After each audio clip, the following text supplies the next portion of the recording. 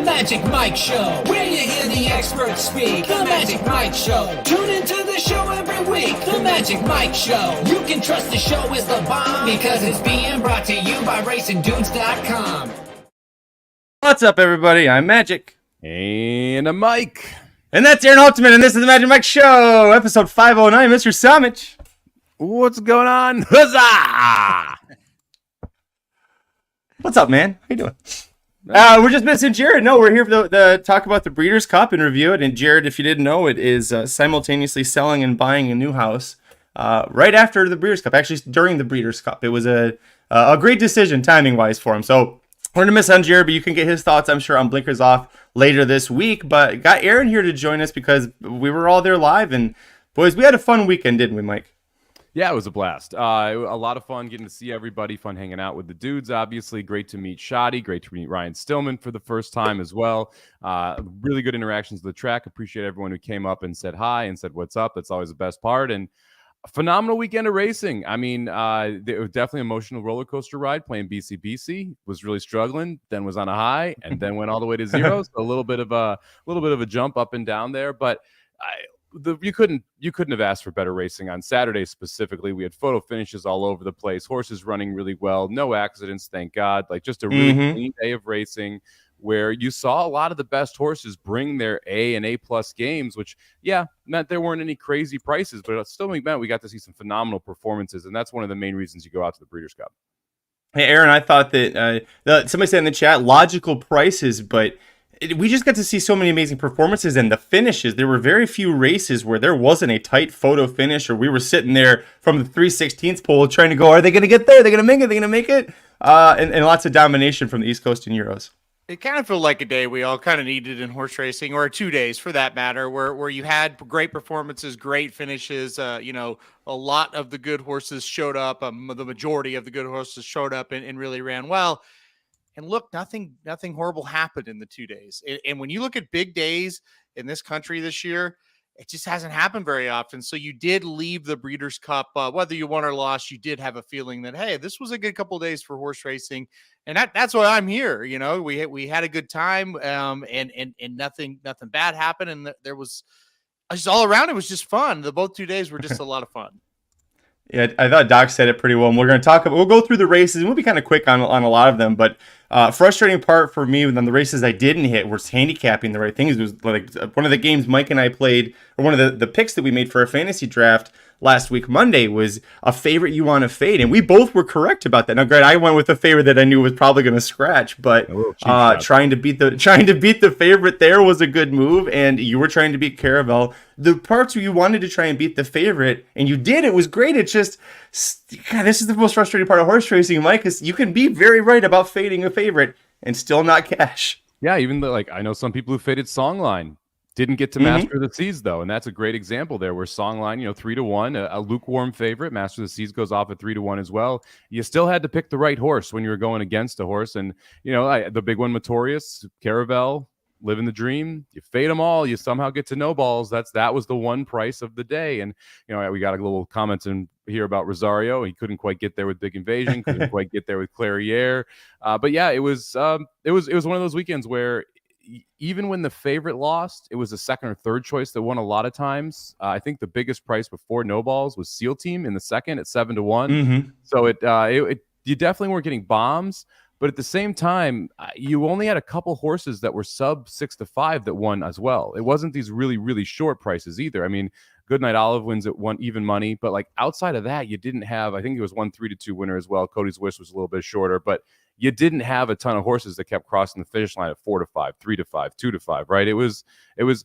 5-2, 3-1, those type of prices that are middling where if you're right and you press your opinion, you can stack some cash with it.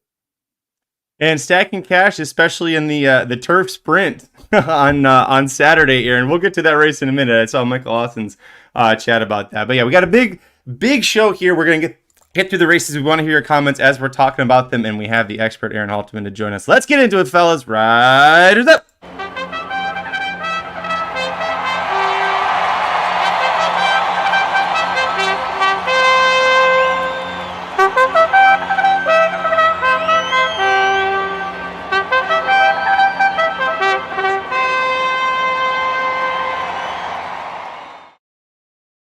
All right, the first Breeders' Cup race Friday, November 3rd. Race 5 was the Juvenile Turf Sprint, and this was what a way to start the Breeders' Cup. You got Big F's coming in from Europe, and a horse that we had been told was just super fast and explosive, and even in the replays we could see it. And so when he took off and he posted 20.71, Mike, and you're sitting there in the BC, what was the mood at 20.71? And then he starts to kick away in the stretch. Well, I mean, Clemson Advocate set the pace, so it was, I didn't think Big Eves would actually be able to hang on. I thought this was going to be someone come from the back, and look, the 10 and the 6 were both absolutely flying late, but not able to quite make up enough ground to be able to get to Big Eves. This is just the start of the domination on the turf of Europe. I mean, I think it was someone posted in the chat, East Coast and Europe were the keys here. I mean, that really is true. The East Coast, every single horse that won on the dirt won at or raced at Saratoga this year, which is wild to think about, that you had every single one that raced at Saratoga. And then the Euros, they came over, they crushed it on the turf, and this was the beginning of that. Yeah, Marco says 5-2 Europe on turf was the count there. That we'll figure. I don't know if that's exactly what it was. I trust you, Marco. I didn't do the math on that. Aaron, I was with you when this race was happening. We saw those opening fractions. We thought, holy shit. And then he just kept going and going and going. Now, 5 furlongs and maybe 100 feet, he's toast. But 5 furlongs, he's there. Well, let's give him a lot of credit because they set a fast pace the next day in the regular turf sprint, and that pace did kind of collapse, right? And the pace setter did kind of fade, where this one just didn't. I think you just have to give this horse a ton of credit. We were talking to John White the day after the Breeders' Cup was over, Saturday night, and he said that turf sprinter may have been, one of the best performances of the entire Breeders' Cup right off the bat. He goes, to be able to get out there, didn't set the pace, no, but he was right off that hot pace. And not only win, but yeah, they were coming late to him, but there was really no doubt he was going to hold on. So, yeah, you just tip your cap. And listen, I handicapped a pace meltdown here, and the pace setter or the horse that was in second right off the pace just would not let it go. So you just you tip the cap to the winner in this one. Yeah, watch out for him at Ascot at anything 5 furlongs. But I swear, don't do anything longer than 5 furlongs for this horse, because he's going to run. He runs out of gas. He just finds the wire first. But it'd be fun to see him, and maybe we'll see him over the winter at Maidan as well for their race. Race 6, this was, if I can scroll all the way down here, the Juvenile Fillies, a Kentucky Oaks precursor possibly, and a frustrating race because I was trying to beat Tamara. I thought 4-5 was just too short of a price when there was the question mark about her targeting the distance and a little bit of a time off coming into this race. And I love Just FYI all the way up until they drew the post, and they put her in post 12, and I got off her, and boy, that's a big mistake, Mike, because she looked really good there to hold on and get the win. Jody's Pride, one that you liked as well, almost upset her even more at 17-1. Yeah, you want to throw the replay on, see if the 2 gets by this time? Tell that story. You got to tell that story. We were in the press room, and they were just replaying this race on loop, and it was one of the most frustrating things in my life because I didn't want to see this 2 not get by 15 times in a row. Ended up playing the 2 in tournaments, 17-1, 18-1 would have been a nice little price to get home. Yeah, tomorrow was just too short of a price here. I mean, that to me was one of the keys. I really like this horse. Thought she was one of the most likely winners of the weekend, if not the most likely winner of the weekend coming into it.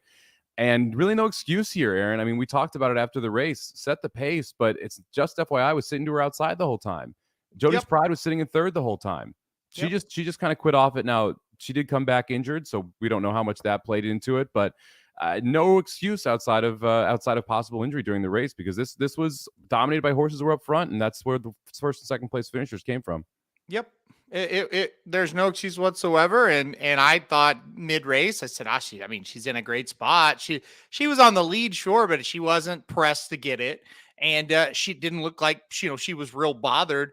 And top of the stretch, I mean, if you're a really good horse, you just kind of kick on with it. And there was no kick on with it. She just stopped. So, yeah, I mean, this was incredibly disappointing. And I guess, the rumors were true that, this horse just wasn't doing all that well leading up to the race. And look, I mean, if she gets second or third, then you sit there and go, well, she just got beat on the square. But I mean, to just have nothing, that kind of tells you something about how this horse showed up with. The bottom line, the other thing with this, I thought Just FYI from the 12 hole, I thought Junior Alvarado did a magnificent job. And I think there's going to be a lot of rides we talk about that are good. I thought his trip and his ride was really good to get Just FYI in a real good position early. she was stalking that pace beautifully. She did from the 12 hole anyway, saved a lot of ground as far as being able to get over and not being 4 or 5 wide into that turn. And then when it was time to turn on and turn up the pressure, she was right there and ready to do it. So I'll give him the credit as well. I thought the ride was fantastic from Junior Alvarado. Yeah, great point. He to clear the field and put the horse in position and do everything. You also look at where I know she did the injury, but for Tamara to have fade off and her to stay on like the way she did is great. Candide was another one I was wanting to fade in this race. I didn't have her on my ticket because I thought that she's got a world of talent, but she's just a very green horse, and you still saw it. She doesn't change her lead. So as soon as Tom Pletcher can figure that out, this is a super talented filly, but I'm going to be very hesitant to ever take her at a short price until I can see her kind of figure it out mentally. But she should be one to watch for the Kentucky Oaks trail moving forward into next year. But let's head back to the turf. We've got the Juvenile Fillies turf, race 7. Another one where, I shouldn't say that. Another one where the far outside post didn't seem to bother Hard to Justify. This is one, Aaron, I just didn't like her. I didn't like the race she won. I thought it was kind of a carousel spot, and we were talking about Kalleward being able to close 4th in that race in a paceless spot. It's like, I want to take Kalleward out of that, and that was not the decision to make in this race. Kalleward 13th, Hard to Justify, and Chad Brown, he wins this race again, Aaron. Yeah, I was scratching my head a little bit how he was able to get it done. But, I think these Chad Brown runners, once he has one that he's got a big race in mind with, he kind of just works backwards and kind of has a slow build, and then they pop on the biggest day, maybe more than they had leading up to it. And I think that's maybe what happened a little bit. Still, with that being said, I was a little bit surprised she was able to get the job done. And look, I think we all said it. The European horses we just weren't quite as confident in this race as the other turf races. And it ended up showing, because I think Hard to Justify was there to beat, but they just they weren't good enough to beat him, behind her. And yeah, Doc mentions Carla's Way. That horse looked like she was ready to go get him and spun her wheels in the stretch. And Porta Fortuna made a nice move from the European contingent, but just not quite good enough. Watch the jockey cam on Porta Fortuna. If she gets an outside trip, but she might win that one, Mike. That was tough. Yeah, when she dived down, she just didn't respond as well as she probably would have had she gotten outside. She tried to fight her way outside like 3 times in the stretch and just never was let loose out there. So Ocean Murphy ends up diving inside and couldn't get by Hard to Justify, who I thought ran a pretty good race here. I didn't think from the 12 post Hard to Justify would be able to take on this trip where you press the pace, sit right behind the pace setter, and then be able to kind of wheel home and then hold off all these horses. So a really, really good run from Hard to Justify here. Really disappointed in Launay. Didn't really do much. No excuse on the trip. So kind of a bummer there. First of the two-year-olds that didn't run up to what I was hoping they would. But this was a competitive race. The first 3 were all very close. Content, Astaire, Buchu, all kind of in there, as well as you see half a length head, 3/4 length, 3/4 length, 3/4 length nose. So competitive race. And like Aaron said, this was one of those where we came into it knowing the Europeans were a little bit below what they were sending every other race. And U.S. horse able to take advantage of it. Brown now won this race, like 7 times, 8 times? I mean, it's getting ridiculous at this point. So, let's see. It's 13 of the 16 runnings have been won by Chad Brown or an internet. Have been won by a U.S. trainer. And Chad Brown has won 6 of those. So 6 of the 13. So 7 now then, right?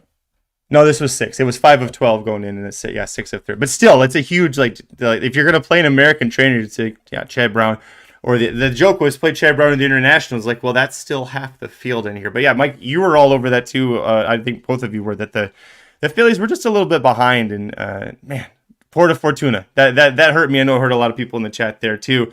This one hurt for an entirely different reason.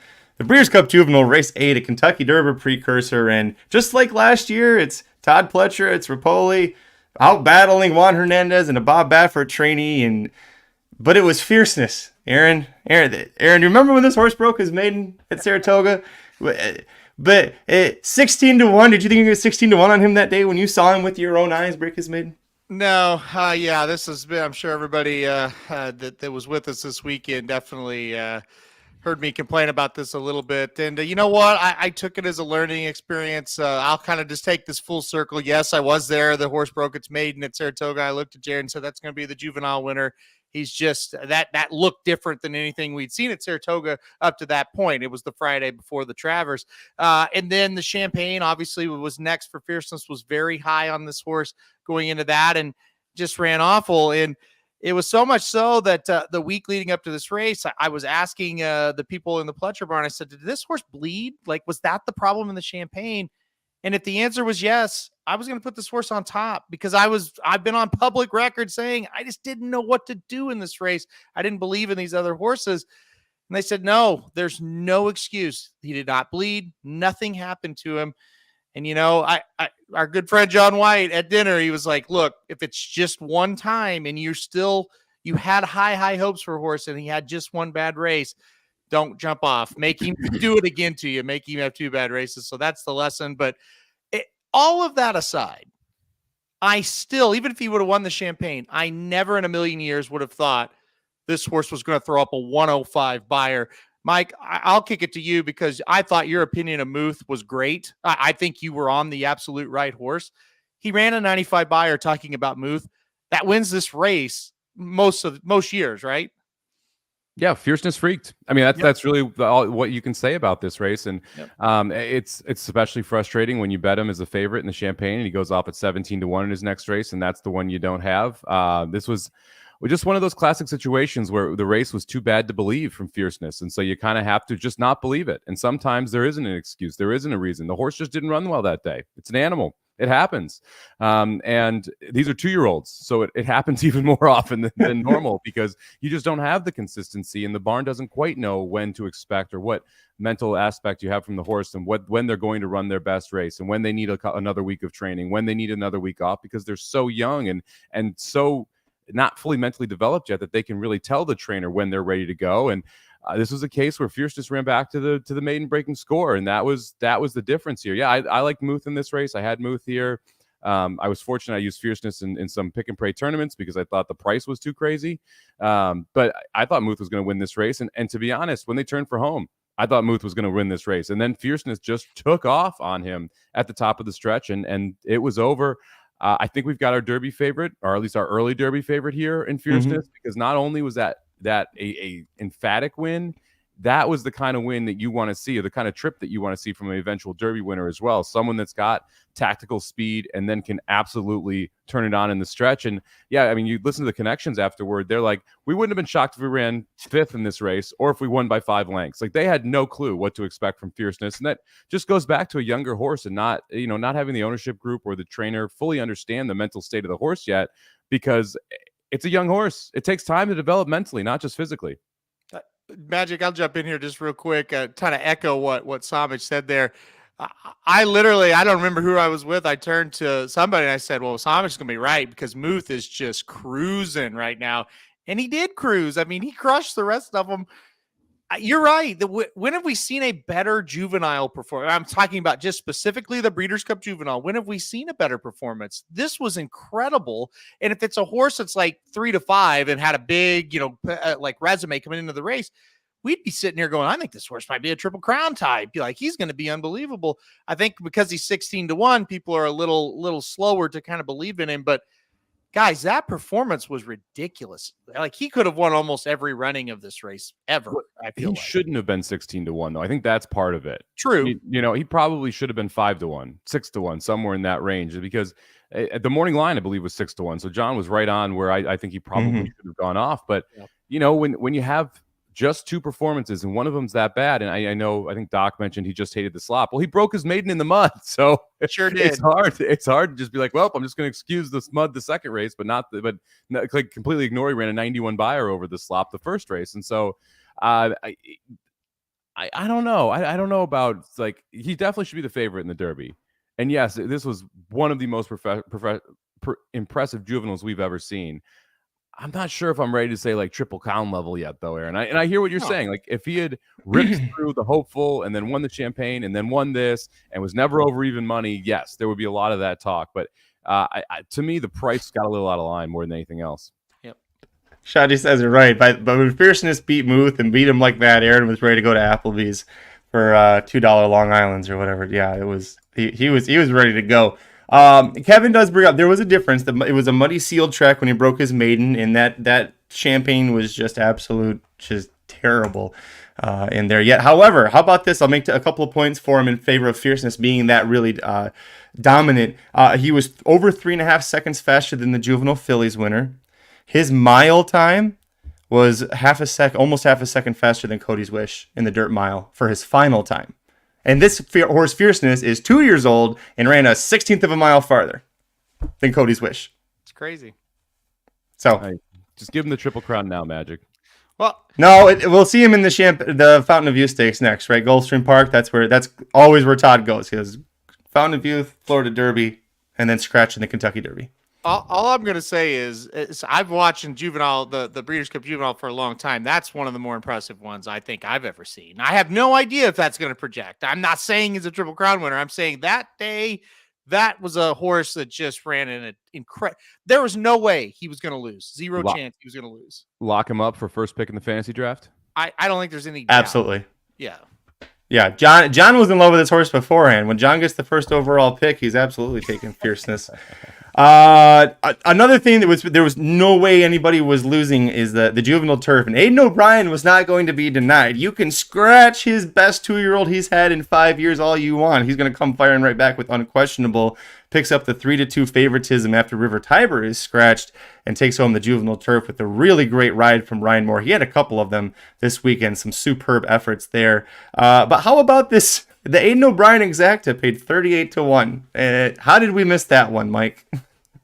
I don't want to talk about it because we didn't miss that one. We just chose to bet a different one, and that was wildly frustrating. If you watch the Thursday stream, I talked about the specific Exacta. Like, hey, why is Mountain Bear in this race? River Tiber scratches. I talk about, hey, just play the two O'Briens. Just play the two O'Briens. And I played an 8-3 Exacta for $2,000 in this race in the BCBC. And if I'd played the 8-12, like I talked about, it would have been $76,000. And I would have gone to sleep with the lead on Saturday night or Friday night for the BCBC. So made a slight mistake here, not going with the 8-12 instead of the 8-3. But this kind of just shows you how much better some of these European horses are than what we've got running here in the U.S. I mean, Mountain Bear was an afterthought in this race to a lot of people. It was Aidan O'Brien's other horse, and he absolutely runs down everybody in this field except for his stablemate Unquestionable, who never looked like a loser based on the trip that Moore got him. Hey, Car Ramrod played it at least. That's great. He and his buddy boxed the Exacta, so congratulations to you guys. I'm glad somebody got that. The most impressive horse, aside from the Euros to me, Aaron, was actually the third place finisher, My Boy Prince, because he was on a hot pace. The Air Recruit set from the Royal Visayas, and then Air Recruit threw it in. My Boy Prince was right there at Mountain Bear just got him for second very late. I think when this horse moves to Florida Gulfstream on the turf, his speed is going to make him really tough in those early January, February championship meet races. I agree. I thought that horse was impressive as well. I thought this was a stronger group than the fillies on the turf on the a little bit earlier in the card. So I did like that one as well. Yeah, it's funny. I thought for sure Somich had this Exacta because of the Mountain Bear talk on Thursday, like he mentioned. And if Fierceness broke me on this day, I think it was the not having the Mountain Bear in second for that Exacta might have broke Somich. So we weren't in a great mood on Friday night. But listen, one thing about it, I feel like when they scratched River Tiber, which I don't know what happened there, it did open up that second place, spot for somebody, right? Or first place, we don't know. well, yeah, of course. No, what I mean is it opened up the second spot in an Exacta, one way or the other. Yes, What I meant is going into it, I thought River Tiber and Unquestionable far and away better than everybody else. So it opened up a spot when one of those scratched. So yeah, I mean, look, the 8 was the Unquestionable was the only winner I had for the Breeders' Cup races on Friday. So that wasn't a good feeling, but at least we ended the day on a positive note for what was going to come, a much, much better day on Saturday. The River Tiber, I think it was Jared who told us, they asked Aidan O'Brien afterwards if he thought River Tiber would have won, and he said absolutely. He thought River Tiber, like he saw Unquestionable do that, and he goes, yeah, no, River Tiber would have beat him. It's like, Jesus. I had heard from I'll say this publicly, I don't care at this point, because it might not happen, racingpost.com, which is kind of like the big DRF for Europe, then the British racing.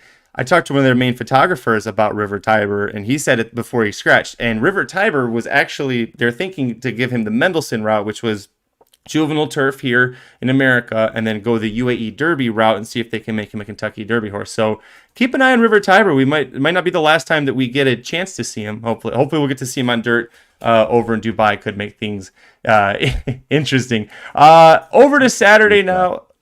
Sorry, what was that, Mike? Second pick in the draft. Yeah, there you go. That'll be when whoever Dan Waite's partnered with this year, they'll go second overall. Let's switch over to Saturday. And this race, I was very nervous when race 3, the Breeders' Cup Dirt Mile, was about to start. And I think a lot of us were, because we knew it was Cody's Wish's last start. And we knew what had been happening earlier this year. And we knew that this race would determine if it was going to be a good day or if we should just go to Applebee's like before race 4 goes off. And thank God, Cody's Wish gets the job done, saves the day, starts the day off beautifully here. An exciting finish, Aaron, but the right horse won. It was a really exciting finish. I mean, this was, I don't know how National Treasure ran like that. That was in very impressive run for him. He got past late. He still almost came back and won after being real stubborn. So, credit to National Treasure. But yeah, Cody's Wish getting it done, just fighting it off. And boy, it means even more now with the news of what's happened today. So this is just a really special way to get Saturday started. Yeah, I there would have been a riot at the track if Cody's Wish got taken down for a Bob Baffert horse, and now with everything today, it's even more important that Cody's Wish did get it stayed up here. Just absolutely phenomenal story in horse racing, and we need more of those. And obviously a tragic ending today, but something we're never going to forget. Neither the horse nor the boy. So pretty incredible there. National Treasure, I think, was able to run this well because Florent Giroux is an idiot and didn't send Zozos. So I'll answer that question right out of the gate. If Florent Giroux goes with Zozos, the National Treasure doesn't run second by a nose here. And Cody's Wish probably wins easier. We talked about Junior Alvarado and his ride earlier. This ride by Junior Alvarado was masterful as well. He stayed inside the entire far turn. If he had gone one further path outside, he doesn't get by National Treasure and hold on here. So I thought Junior Alvarado did a wonderful job of riding in this race. This is the first time we really saw a horse be able to close over this track. And so it made it even more impressive where he came from. And again, staying on the rail made all the difference in the world here for Cody's Wish. It did. And Junior Alvarado, we picked him up on the backstretch, just watching with our eyes. You just saw Cody's Wish start to move. You see that Godolphin Blue and just that sustained move. It's such a beautiful thing, and I didn't appreciate it in Keeneland, so I'm really glad that we got to see him one last time and get a race. And I saw he's going to stand for $75,000 in his first year at stud, so get on with your bad self. He's a son of Curlin out of a Tappet mare. I don't know how that's any better bred than that right now. By the way, I saw, who was it? Cash Light Service. Yeah, Cody Dorman, the human. He passed. Was it yesterday or today? They announced it today. So, sad story, but also nice that he was there in the winner's circle for Cody's Wish's last race. So he was there with him on that journey. Race 4, we went to the turf, and our buddy Rodney's not here in the chat, but we got to meet him this weekend. We were all so excited that his wife, his girlfriend, the woman with him was very surprised that Rodney was suddenly like a celebrity. Rodney, we all gave him big hugs, and his girl in Spiral got the job done. What do you think, Aaron? Yeah, I was very happy to meet Rodney. That was a lot of fun. We met him at the right point of the day, like late in the day as well, where we both are. Well, I was at least feeling pretty good. So, yeah, it was good to meet Rodney, and I was super excited about Inspiral. I thought she was fantastic in this race. I don't know about you, Somich. Coming down the stretch, I thought, boy, Warm Heart stayed inside. Now we got a lane. She's going to steal this one. Not that she didn't run well, because she did, but boy, I was like, this is going to be a tough loss for Inspiral. And all of a sudden, last 100 yards or even 50 yards, it's like, oh my gosh, this is crazy. Like, this horse has been in traffic. It's been covered up. When she got loose, this was unbelievable. Yeah, she exploded once she got a lane on the outside and absolutely ran down Warm Heart. And another really good ride by Ryan Moore here. He had to kind of weave through traffic to find that lane, able to get Warm Heart in front. And Inspiral just would not be denied. I had some concerns about Inspiral here, stretching out for the first time going this distance, but absolutely no problem for her. She ran phenomenal. This was one of the horses I was most excited to see coming into this weekend. And I was very, very happy that I got to see her in person, that she came over here, because this is one of those performances that was absolutely breathtaking to watch live. Yet another photo finish too, by the way. The 5 won the first race on Saturday by a pole. Then we had back-to-back photos with the horse closing, winning each one of them. So definitely a little bit of heart-stopping moments there with this one. And as someone who chucked Warm Heart and played in Spiral, I was very happy with how this one ended. We were Jody said Jared was motionless until this race. There's video footage. Jared was literally motionless this entire race too. But where we were at in the stands, we were Series 16's pole, and so you couldn't see the finish head on or see a screen very well. So I had my binoculars and was calling out what I was seeing. And the whole stretch, I was going 2-6, 2-6, 2-6, 2-6, 6-2, 6-2. And then right there, she got it.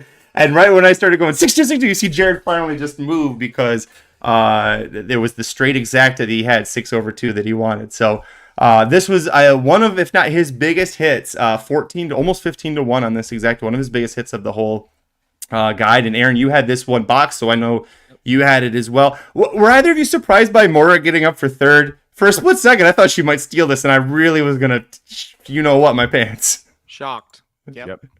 She ran huge. Yeah. Absolutely phenomenal race for Mora. I did not think she had it in her against this level of competition. Ran really well. I actually thought Win Maryland ran pretty well here, too, who ends up flying from the back of the pack, able to get up for fourth in Italian. Pretty disappointed in Italian. I had an Italian second here. And the pace was not fast. I mean, this is something she does in her sleep. Go 112 over a California turf course, and just had absolutely nothing left on the lane. Yeah, we've seen her start to kind of wear off in Italian over this second half of the year, and it happened. But hey, she's 6, and how many of these horses are going to sale? I know Moira was going, in Italian is going. Like Fav Rover's going. McCulloch is going. A lot of these fillies are. Last time we got to see them, so I'm with you, Mike. What you said, it's so nice to see in Spiral and Warm Heart that they came over, got the win in the Breeders' Cup Filly Mare Turf. Got to see Frankie Dettori do another jump off of the flying dismount. And then here we go. The pick 3 that started 2 races ago with Cody's Wish had 2-6 in race 4. It went through Goodnight Olive and possibly the most dominating performance of the day up until the Classic.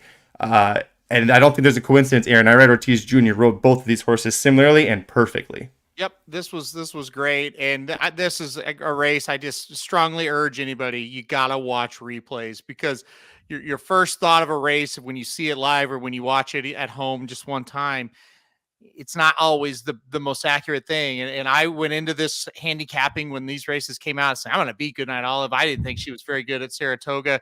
And then I watched that replay back and I'm like, oh no, if she runs that race, she will kill this bunch. And that's what she went out there and did. I mean, the thing about it is she also got a perfect setup. She got the perfect trip, perfect setup. It just dominated. I know this was a single for me in the pick 5 to finish off the early one.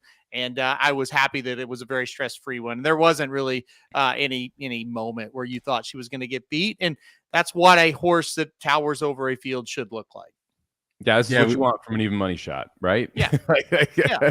And I mean, I'd echo your sentiments. I was going into the handicap trying to beat her. I thought, hey, we're going to try and beat at Goodnight Olive. She's going to be too short of a price. And she was very good.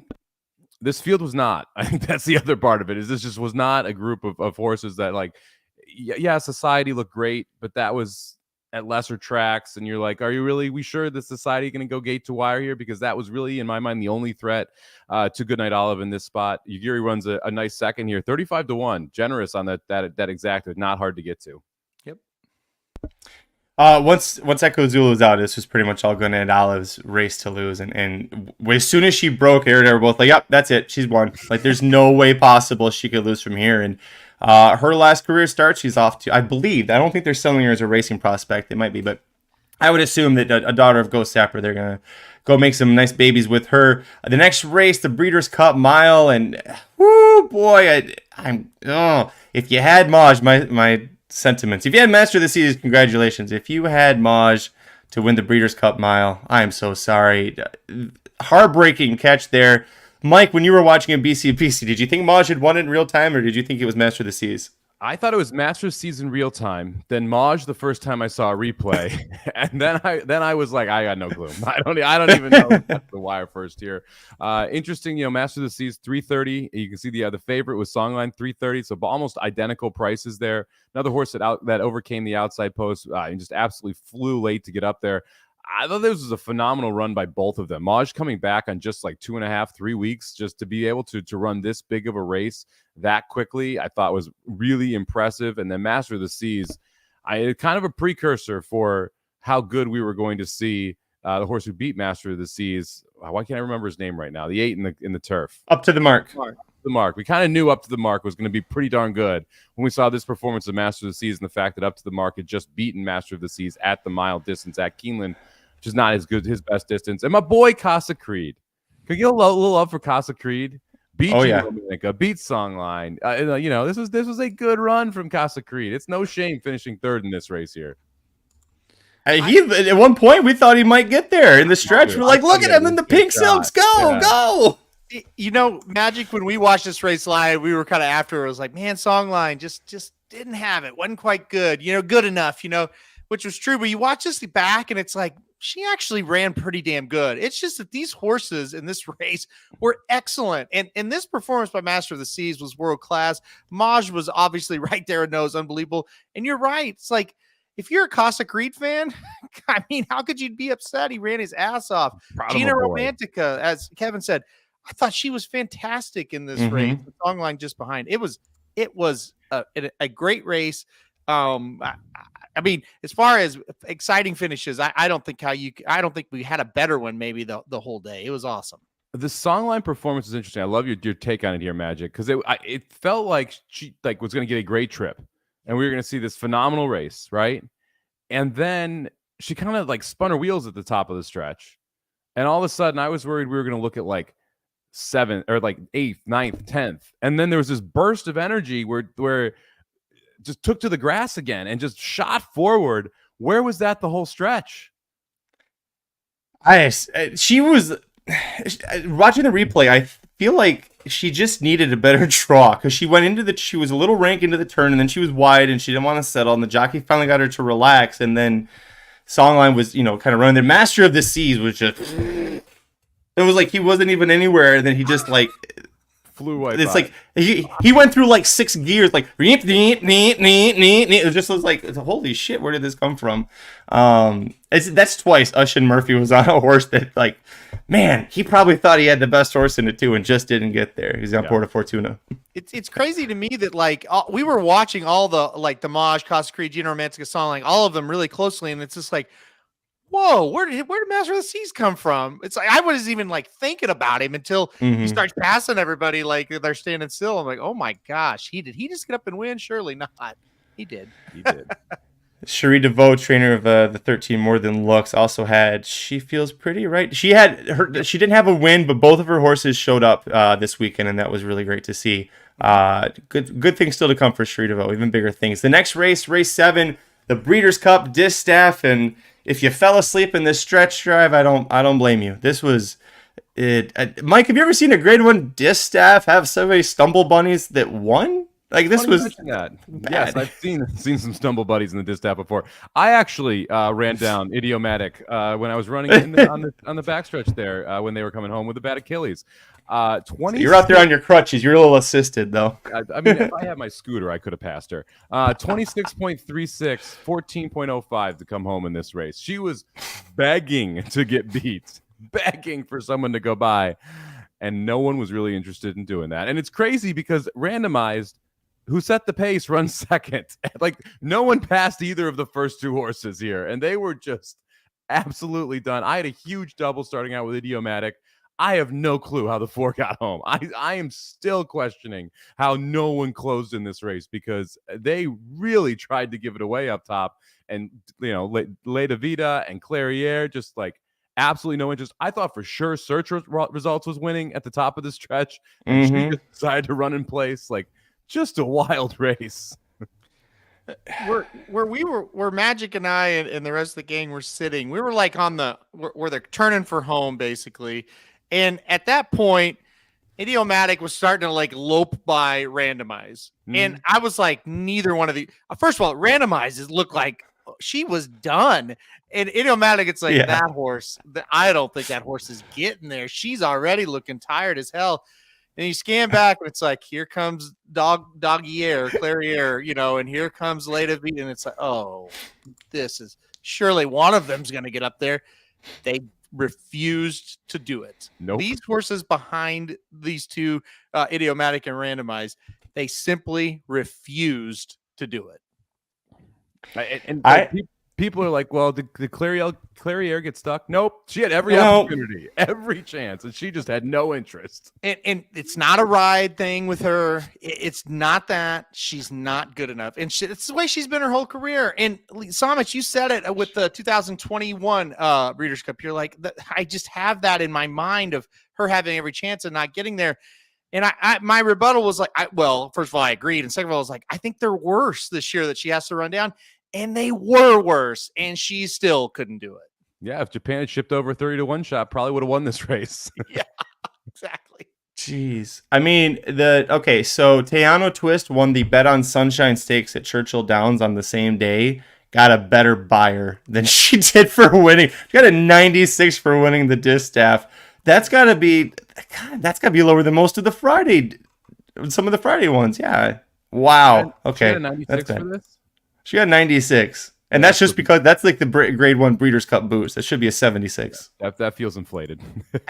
Well, and honestly, it's like I think everybody kind of knew coming in that this was probably going to be, the quote unquote low buyer of Saturday. It was just it was shit on paper and it was shit on the track.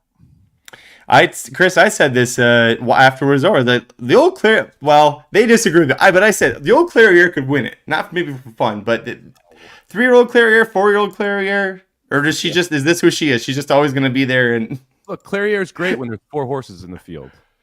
Like, is she though? That's what all her wins are. 4. Even then, yeah. I just can't point to a race where she's been great ever. It's just that's what she does. She grinds 3 horses down and doesn't pass the rest. Yeah, I mean, she's gonna get up there and it's gonna get close. She's almost like a female Red Route 1 in a way. She's better than Red Route 1, obviously, but it's the same shit. It's just you get way behind and you make a run, and it's like, nah. And every time they go, well, she got a funky trip or this or that, it's because she doesn't have any speed. She can't get out of situations. When horses get around her, she can't get away from them because she's just not fast enough. The next race, this was another super exciting finish. Up to the Mark really showed up in the Breeders' Cup turf, and after what we saw with Master of the Seas, you said it, Mike, it should have been a precursor to this. I wish the turf had been before the mile, so then I could have known to play Master of the Seas in the freaking mile instead. But Auguste Rodin, the most athletic horse that Aidan O'Brien brought over from Europe. Rumors were he hadn't traveled well, didn't matter. It was such a great ride from Ryan Moore, and Mike, this is your 5-2 winner. This was. I mean, I thought Rodin was going to win by 10 lengths when that rail opened up. I thought it really would be that impressive because this is just a perfect ride from Ryan Moore. Sat in 5th place, let everyone 5th place on the rail, let everyone slowly go out, tilt out 2 wide, tilt out 3 wide, just kept creeping up on the rail and then cut to the inside of your pace setter and just immediately opened up a length and a half on the field, and then up to the Mark comes bursting out of the pack and actually cuts into the deficit during the middle of that stretch. I'm like, is Up to the Mark really going to run this horse down with the trip that he just got? I'm not sure. Auguste Rodin is better than Up to the Mark. Up to the Mark may be better than Rodin. It to me is really close considering when you look at the trips, because the path they went through definitely made the difference here. All that being said, I mean, you can't take anything away from these top 2. This was a phenomenal horse race. These two both ran their eyeballs out. I can't wait to see what we get from Rodin next year. Hopefully we'll see this horse back here to try and defend the title next year, just 3 years old. Ton of upside. And then Up to the Mark. I mean, what can you say? This is the second off a layoff. Didn't go the distance he wanted to at the mile. Then came here and looked just phenomenal in this spot. I thought this was one of the more exciting races that we got of the entire day with these two horses who are absolute champions. Is Up to the Mark retiring? Is that official? I know that he's got a Lane's End deal in place, but I didn't know if he'd been retired. Oh, he did. I see it. I saw that. Okay. Oh, someone just mentioned horse of the year. Real quick, Aaron, can I piss you off? Sure. I heard someone making a case for Idiomatic as horse of the year. She's got 8 wins. She's got 8 wins, including a Breeders' Cup win. Yeah. I mean, it doesn't piss me off, but I just don't think that's gonna. I don't think that's realistic. I don't think it's gonna happen. I'd vote for her. Well, I mean, you can. I don't really care who wins it. To be honest, Slowest furlong. I mean, but I think people are going to try to make that case. Honestly, you talk about horse of the year. I mean, Up to the Mark's 3/4 of links away from being the horse of the year, and I don't think it's close. And unfortunately, it's a loss, and so people are going to punish him for it. I thought he ran better than any United States horse at the whole Breeders' Cup, even though he lost. I mean, he was fantastic. Listen, here's the deal. August Rodin, like you said, he got the trip, which was great. He also, you watched the last 16th of a mile. He took off. Like, this wasn't like he was spinning his wheels. Like, he ran a monster race and Up to the Mark. I didn't really think he was ever going to beat him, but he was gaining. So I thought this was the race of the day. This one and the filly and mare turf were the two best for me of the Breeders' Cup. 23 seconds, final furlong. Or final quarter of a mile. It's flying. It's flying. 23 flat. Yeah, that's flying. Fantastic. And like you said, Mike, Up to the Mark was cutting into that deficit. So he ran a sub 23 final quarter to get there and just didn't get the job done. But we move on to the Breeders' Cup Classic. Irad Ortiz Jr., he got the job done here. White Abarrio ends up going off as the 5-2 favorite, which surprised me a little bit. Maybe the people hating the post for Arabian Nights scared them off. But White Abarrio gets the win. Oh, shoot. I moved it back there. What Kevin? Because I had the belt at the track. If you didn't know, when White Abarrio went past Aaron and I the second time, the belt was in the air and I was screaming like a madman. So happy to see that get home. And Mike, our fantasy boy, he did it. He won the Breeders' Cup Classic. There we go, baby. Just like we knew. Good. Congratulations to C2 Racing. We've done an interview with Mark here multiple times on the Race News channel. I know you saw him after the race, so congratulations on getting this one done. It's got to be incredible to win the Whitney and the Breeders' Cup Classic in 2 years. And White Abarrio is the best horse in this race. And Aaron, I think you called it out well in the stream the night before. It's a different horse in Dutro's barn, and that's really what we saw. We saw that Dutro barn effort versus the efforts we'd seen leading up to that. And I think Arabian Night, I agree with the tactics, but I think that the dead send is what really cost him any chance of being able to hold on in this race. We saw him gun it out of that 12 post or 11 post, really, and he goes 22.46, 45.73. When that came up, I knew that it wasn't going to be either of the horses that were forwardly placed. It was going to be someone coming from way off it or just off it. And in this case, White Abarrio was sitting just off it, gets the perfect trip, able to get by and never really in doubt. Like I never thought, Derma wants a huge second here. We got to at least mention Derma Sotogate, first time back since the Kentucky Derby. Crazy that we didn't have a race between these two. Ends up running second here. But yeah, I never thought White Abarrio was losing once they hit the top of the stretch. Can I give you credit, Magic? Can I give you credit, Magic? Please, yeah. So when you look at this on paper and Somich, I don't think you can argue this. Hey, his Whitney race was just better than anybody else in the field. And I know the question mark was, can he do it again? And so I just went in with the decision of I'm playing him if he's doing okay leading up to the race. And each day before we had to release the guy, Magic says he looks great. He looks fantastic. The more I see him, the more I like him. I'm telling you, he looks fantastic. And I said, well, this is a no-brainer. It's clear that's the best race. I don't even want to hear about Arcangelo. He would not have beaten him if he's going to run that Whitney race. That's just better than all the other horses had run. And so when Magic told me that, I was like, I'm just going to do it. And if he doesn't show up, hey, what the hell? I picked the horse that had the best effort and is doing well, according to my spotter up at the roof. So, and Mike said it. It was never really in doubt. He got the perfect setup, just like he reminded me of Goodnight Olive. It was just perfect. And then it was just up to the horse to fire. And look, whether you like Dutro or not, when it comes to handicapping, you have to look at the numbers. And he has a good history of having horses ready to fire off these kinds of situations. He has a history of improving horses. It is what it is. You don't have to like him, but when it comes to betting, you kind of got to leave the emotions out of it. I'm not thrilled that the Connections won this race, but I'm thrilled for my wallet. So that's how you got to look at it.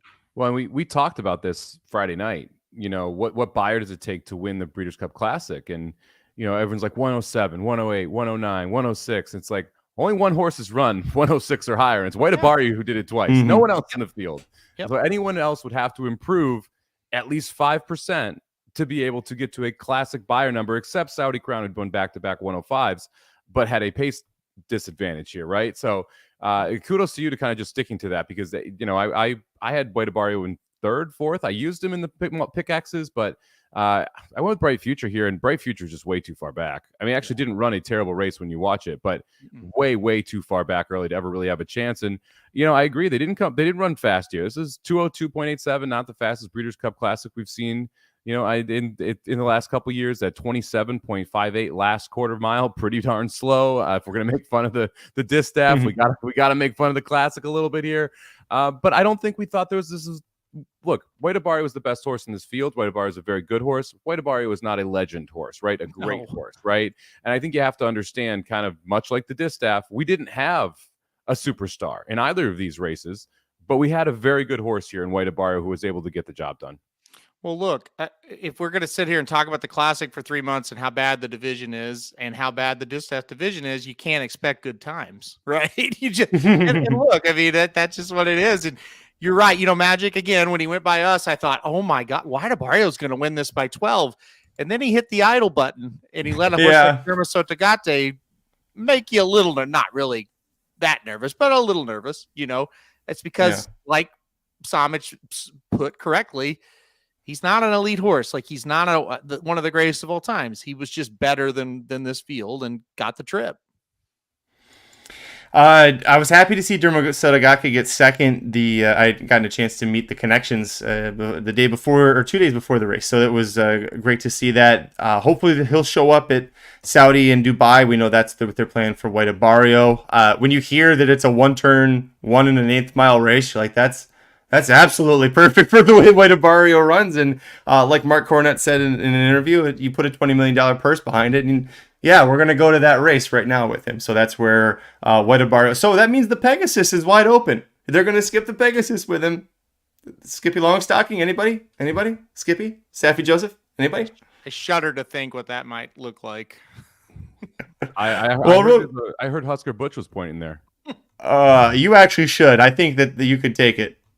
You'd have to jump in a pickup truck the last mile to get that distance, but okay. So did half the Classic field to finish, Aaron. Fair. 2 races real quick. We'll get through. The Breeders' Cup Turf Sprint was race 10. Mike, I know you were all in on Living the Dream. I had a lot of money out pushing him as well. He was there, but again, we thought maybe 5.5 was the issue. And again, I think he just went a little too fast early. But what were your thoughts on this race? F this race. Okay, Aaron, what do you think about this race? Oh, Doc, my favorite race of the whole Breeders' Cup. So different perspectives on that. Doc, real quick, Doc noticed that the 5 Living the Dream is ahead of the 10 Notorious. So tell Tyler he owes me a dinner. Oh, okay. Aaron and I liked this one. Mike didn't like this because he didn't like no balls, and Mike asked me on the Magic Mike show, who does he beat? He's beating everybody, Mike. He's beating them all. Aaron, you had the try as a suggested bet. This exact trifecta is a suggested bet. Yeah, it was nice. My top 4 finished top 4, so it was very nice. The only thing that could have made it better, I did have Big Invasion on top in this race. Just barely missed it. So even I'm a little pissed at no balls there, Somich, because Big Invasion would have been great. Also, this was the leg for the pick 5 that hit on the guide. This was the big one that kind of made this thing pay what it did. And look, no balls was kind of like, for me, it's just like I've seen Ravelli, and so really maybe my watching like Hawthorne and these tracks like this helped me with Ravelli, because I was like, I've just seen this guy when they're going short on the lawn, you just can't leave him off. And it was more of that than, hey, who's he beat or anything else. I don't think he's some kind of world beater, but my goodness, I've just seen the guy. So I threw him on there. I really thought Big Invasion would get it done, and boy, he was close, just couldn't. But Mike, when they came by us, I thought Live in the Dream was gonna be able to do it. He had a nice lead, but boy, he just went too damn fast early. Yeah, There was a moment of hope at the top of the stretch where I'm like, okay, maybe we're going to dig in. And then we just didn't dig in and kind of knew at that point Living the Dream wasn't going to get the job done. Would have had around 100K in the BCBC if Living the Dream won, and probably would have won the tournament based on the way that it turned out. So tough to go down second to last race and not be able to get the win. But what can you do? I had Big Invasion in the pick and pray tournament, so pretty pissed that he doesn't get up either. I don't know how he didn't. And Rosario, I'm not going to say it was a bad ride, just kind of a tough trip. There was nothing he could have done better. He just didn't have a ton of space when they were turning for home. And so you didn't get the rally going as soon as you wanted to, had to weave through traffic a little bit, and ends up coming up just short of No Balls, who, look, I'm surprised No Balls won from this trip. The fact that he's 7th early in this race and able to get the job done was surprising to me, because I would have expected that No Balls would be, 2nd, 3rd, and Living the Dream collapses and No Balls picks up Living the Dream and no one else gets there, right? But impressive job to be able to come from off the pace here. I thought Big Invasion was the best horse in this race, and Big Invasion just didn't have the best trip in the race. Again, not blaming Rosario for this. I actually think he gave the horse a good ride. There just wasn't room when there was this many horses going 5 furlongs and you break from the one post. So, but honestly, fun race. Obviously, wish it was ended differently, but exciting race nonetheless. And another good Breeders' Cup race. Caravel. I was dead right about that one. At least I can say that. Yeah. Yeah. Yep, for sure. I would say from watching Big Invasion and how great he was as a 3-year-old, and it seemed like he really struggled a lot as a 4-year-old to kind of take that next step forward. In his last 2, he gets that win at Woodbine, and I think this might have been his best race of his career. I know he lost, but this might have been his best effort yet, Aaron. It was a perfect setup. That's the thing. It was not a perfect trip by any means. Somich is right, but the setup was absolutely perfect because, again, that like mid-stretch, you're like, oh, he ain't going to get there, but they just kept coming back, and then he was able to get up and gosh, almost win. And that, like I said, this was a great race for me. This would have been a slam dunk if he wins, but he got the setup he needs. I mean, this anytime you're going to come from out of it as a turf sprinter, you got to have pace, man. That you just don't have that much to work with, and for that matter, if the race is 5.5 or 6, he probably wins it fairly easily. 5.5, he wins for sure. Yeah. Yeah. Yeah. Last race of the Breeders' Cup, and such a fun way to bookend with Bill Mott winning the first race of the Breeders' Cup Saturday and then winning the last with another 5-year-old Curlin who's been just fantastic all year. Breeders' Cup Sprint winner for the 2nd straight year. It's elite power, and like we've seen almost every race this year that he's been in, Gunite runs a game second. That sumbitch at 6 furlongs, he's tough. At 7 furlongs, he can beat elite power. I think the biggest surprise here, Nakatomi held on for 3rd over Speedboat Beach. Do we blame Mike Smith for the ride? What happened here, Aaron? When I left the track at that Speedboat Beach didn't run very well, but when I watched the replays back yesterday and this morning, I just don't think he got that easy trip that we all kind of thought he would get. I mean, he got pressured. Nakatomi pressured him. Gunite pressured him. He wasn't running like insanely fast, although he was running pretty darn fast, but it was the horses around him. I thought he might be a length in front, and boy, they were just all around him. And this is another one. Once elite power, you realize he was going to fire when he started to move like magic. I think you spotted him starting to move around the turn. Was there any doubt he wasn't going to win because it set up absolutely perfectly for him? I don't think it was a very good ride, Magic. I think Mike Smith should have shoved this horse to be a length in front. Yeah. And then see that's what how happens. you want to win, right? Not like and Speedboat Beach outbroke Nakatomi, and he let Nakatomi come up the rail a little bit, and then had to run on the outside of him. Like I thought that was like just go, man, just go get the lead. And if you're good enough, you hold. If you're not, you're not. But don't mess around with a horse like Nakatomi when you can just go get the lead. So I was a little bit disappointed that Speedboat Beach didn't go right to the front here. You kind of knew this was 8-9 as soon as you hit the middle of the turn. You're like, oh, here comes the 8-9 exacta, because we've seen this so many times, and it's going to be elite power. It's going to run by Gunite, and then Gunite is going to dig in and chase him down, but not ever really threaten him and beat everybody else. And if someone came over and asked me afterward, one of their friends had bet 70,000 on elite power to win. He's like, do you think 202, I think it was like 202 or 201 is going to be able to win the tournament? I was like, look, I could see a lot of people playing that exacta for a lot of money, because we've seen it run just like that a couple times at Saratoga, and the East Coast has been so much better. And that, Yeah, I mean, like that was a really playable exacta at 8-1. It's 8-1. Yeah, and if you looked at that and said, I don't think Speedboat Beach is going to do this, who else hits the exacta? Yep. I mean, it was interesting because I had changed my decision on what I was going to do going in the last race, and I'm like, I think I'm just going to play a round robin exactas and put the 9 in second, play 7-9, 7-8, 8-9, 8-7, because I didn't think Gunny could win, but I thought it was likely that Gunny does end up running second. But yeah, congratulations to Bill Mott. Had a phenomenal weekend, phenomenal day. Man, it was a fun Breeders' Cup, guys. Like, it really was. It was, and I, the being able to see the stars in the morning and how they performed, and kind of like what Aaron, you alluded to with the White Barrio thing. Like, I was thinking it was great, but I'm also sitting there hoping. I put my money on White Barrio, but I'm sitting hoping. I hope my eyes were telling me the truth here. Elite Power, yes, he is retiring to stud. He is done. He's going off to stud, just like Cody's Wish. Cody's Wish will stand at Godolphin's Farm in Kentucky, and Elite Power in Lexington for Juddmonte. But great efforts there, and maybe if Flavien Prat's on Speedboat Beach, maybe he sends him like Arabian Night and it's a different story. But we'll at least see him next year. I'm sure we'll see Nakatomi the Gelding, possibly Gun Knight. I can't remember if he was retiring or not. Maybe they want to try one more time without having Elite Power to face in this spot. But a special thank you to Mike and to Aaron for joining. Well, not special thanks to Mike. You're here with me all the time. But special thanks to Aaron for joining Mike and I to talk about the Breeders' Cup this week. And it's not special when we've done it 509 times, my wife says, but 509 he wishes. But no, I want to thank all of you for being on the show, with everybody in the chat. It's been wonderful. The Breeders' Cup is done. Thank you everybody who was on this journey with us for months throughout the year. Meeting everyone. I mean, gosh, David, I just remembered that was it all day Saturday. Every time we were celebrating in the stands, there was a guy a few rows behind us doing the exact same celebrating. And it turns out, big fan of ours and introduced himself then. So David, it was nice meeting you. Shadi, I'm going to forget so many people. Rodney, Ricky, Mike Austin.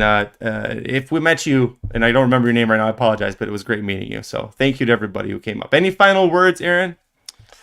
One last thing I want to point out, boy, how good of a sire is Curlin. He sired 3 Breeders' Cup winners this year as well. I mean, this guy just keeps producing these great horses. Curlin and Justify, two outstanding sires from this Breeders' Cup. So I wanted to shout him out.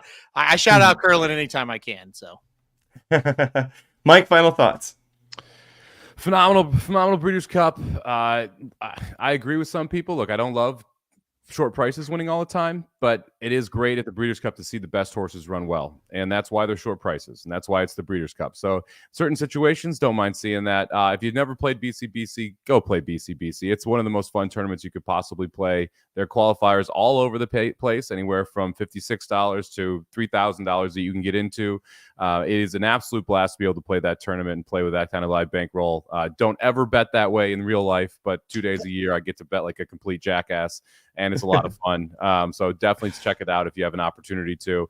And look, Del Mar next year, get your tickets now. It's going to be so much fun being back in Del Mar. I can't wait to be there. I love going to Del Mar for the Breeders' Cup. A little bit smaller track. I know Aaron's already booked the Airbnb, right, buddy? That's right. Yeah. Do it right when we get off. Come on. But yeah, I love Del Mar. I can't wait for next year. Get something a little closer to the track. All right. You're too far away this last time. You stayed at the Airbnb I this year. I'll definitely get it for you next year, where you didn't stay that year either. So I'll definitely take your word for whatever you want to do on that one. I'll probably have a good reason for why I can't do it this next year either. But thank you to everybody. Thanks to Mike Somich for the Casamigos bottle he owes me. I'll just thank you for that in advance. Thanks everybody for joining us for this. We'll be back on Thursday. Back at it previewing. The grind never stops. We'll have another show, probably Del Mar, because Del Mar's fall meet starts up, and so we'll take a look at their big racing. But for Mike Somich, Aaron Halterman, Jared Welch, Ryan Stillman, Shadi, and everybody else with the Racing Dudes, thanks so much for joining us. We'll see you next time. The Magic Mike Show, where you hear the experts speak. The Magic Mike Show. Tune into the show every week. The Magic Mike Show. You can trust the show is the bomb, because it's being brought to you by RacingDudes.com.